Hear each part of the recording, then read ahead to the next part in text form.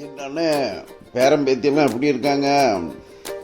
போன மாதம் தான் திருப்பூரில் போயிட்டு பேரம்பேத்தியெல்லாம் பார்த்துட்டு ஒரு மாதம் தங்கிட்டு இப்போ தான் வந்தோம். நானும் கிளம்பியாச்சு. ஒரு பையன் வெளிநாட்டில் இருக்கிறான், அவனை போய் டக்குன்னு பார்க்கவே முடியுது. இங்கே சென்னையில் இருக்கிற பேரம்பேத்தியை போய் பார்த்துட்டு வருவேன். போன வாட்டி போயிருக்கும்போது ஒரு சோஃபா செட்டு வாங்கினாங்க. அப்போ மருமகா போயிட்டு பீரோவை முறைச்சி பார்த்துருந்தான். நானும் போய் பார்த்தேன், நல்லா இருந்து. அவளுக்கே தெரியாமல் ஒரு 500 அட்வான்ஸு கட்டிட்டேன். வாழை வெட்டினோம்ல, கொஞ்சம் காசு வந்துச்சு. சரி, அங்கே ரெடியாக இருக்கோம், போய் வாங்கி கொடுத்துட்டு அப்படியே பேரம்பேத்திகளை பார்த்துட்டு வர வேண்டியது தான். அந்த காலத்தில் எல்லாம் வீட்டுக்குள்ளேயே இருந்தோம். இப்போ பிள்ளைங்க படிக்கிறாங்க. என் பேரை என்ன மாதிரி இங்கிலீஷ் பேசுகிறான்னு தெரியுமா ஐயா? என்ன பண்ணுறது, நம்ம அன்னைக்கு கவர்மெண்ட் ஸ்கூலில் படிச்சுக்கிட்டு இருந்தோம். பேரம்பேத்திங்கெல்லாம் பணத்தை கட்டி ப்ரைவேட் ஸ்கூலில் படிக்கிறாங்க.